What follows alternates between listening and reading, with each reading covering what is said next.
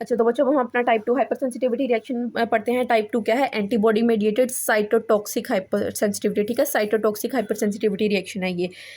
इसमें क्या होता है? Type 2 hyper sensitivity reaction is an antibody mediated immune reaction in which IgG और आईजीएम। ठीक है, टाइप 1 में आईजीई इन्वॉल्व था, ये आपने याद रखना एमसीक्यूज के हिसाब पे। टाइप 1 में आईजीई इन्वॉल्व था, टाइप 2 में कौन से एंटीबॉडीज हैं?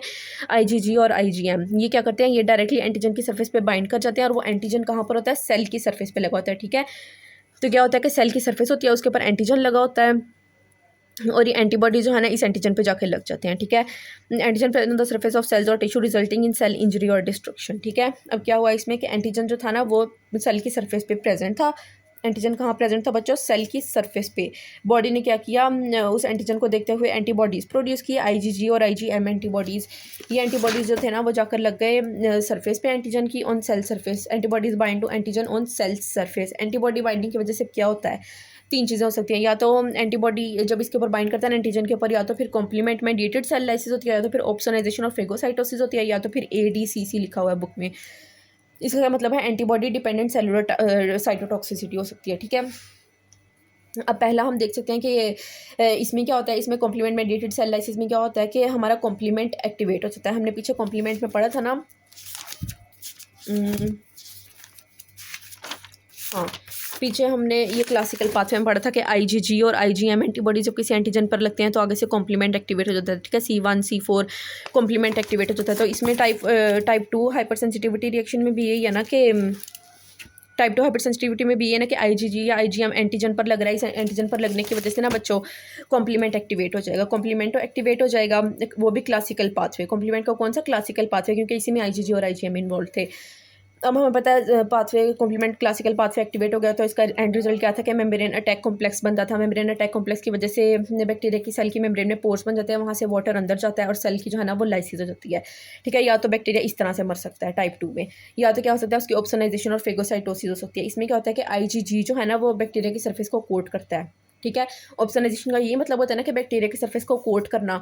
कॉम्प्लीमेंट में C3b था जो ऑप्सोनाइजेशन करता था, और मैंने आपको कल एंटीबॉडीज़ पढ़ाते हुए आईजीजी के फंक्शन में भी, सॉरी बच्चों, कल मैंने आपको एंटीबॉडीज़ पढ़ाते हुए आईजीजी के फंक्शन में भी ये बताया था कि आईजीजी जो है ना वो ऑप्सोनाइज भी करता है बैक्टीरिया को। मैंने आपको बताया था कि अगर एमसीक्यूज है कि ऑप्सोनाइजेशन में कौन कौन सी चीज़ें इन्वॉल्व हैं तो अपने आईजीजी और C3b बोलना है। ठीक है, तो ये आईजीजी यहाँ पर है ना, तो अब यहाँ पर भी आईजीजी इन्वॉल्व है ना, देखो आईजीजी और आईजीएम। तो आईजीजी क्या करेगा? ये बैक्टीरिया की सरफेस को कोट करेगा, यानी इसकी ऑप्सोनाइजेशन करवाएगा। इस ऑप्सोनाइजेशन की वजह से हमें पता है मैक्रोफेज जो है वो ज़्यादा अच्छे से, मैंने आपको वो एग्जांपल दी थी कि आप एक डोनट के ऊपर केक लगा लो तो आप उसे ज़्यादा शौक से खाओगे।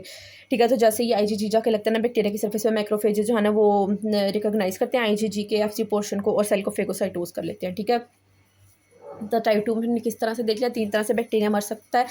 2 टाइप्स हमने डिस्कस कर लिया, हम तीसरी टाइप देखते हैं। इसमें आता है एंटीबॉडी डिपेंडेंट सेलुलर साइटोटॉक्सिसिटी। ठीक है, इसमें क्या होता है कि आईजीजी जो है ना वो बाइंड करता है टारगेट सेल्स पे।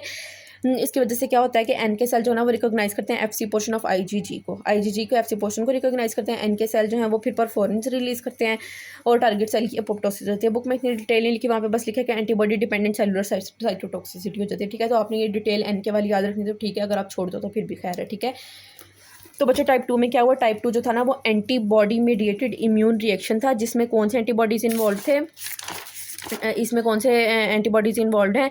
आईजीजी और आईजीएम। ठीक है, आईजीजी और आईजीएम है, और ये क्या करते हैं कि ये एंटीजन पर लगते हैं, और वो एंटीजन कहाँ लग जाते हैं? सेल की सरफेस पे। ठीक है, ये आपने याद रखना है। टाइप 2 और टाइप 3 में यही डिफरेंस है कि इसमें एंटीजन जो है वो सेल की सरफेस पे लगा होता है, टाइप 3 में एंटीजन फ्रीली ब्लड में फ्लोट कर रहा होता है। ठीक है, तो बॉडी जो है ना वो जब देखती है ना कि एंटीजन आ गया तो बॉडी प्रोड्यूस करती है एंटीबॉडीज़। एंटीबॉडीज़ कौन से? आईजीजी और आईजीएम। ये क्या करते हैं?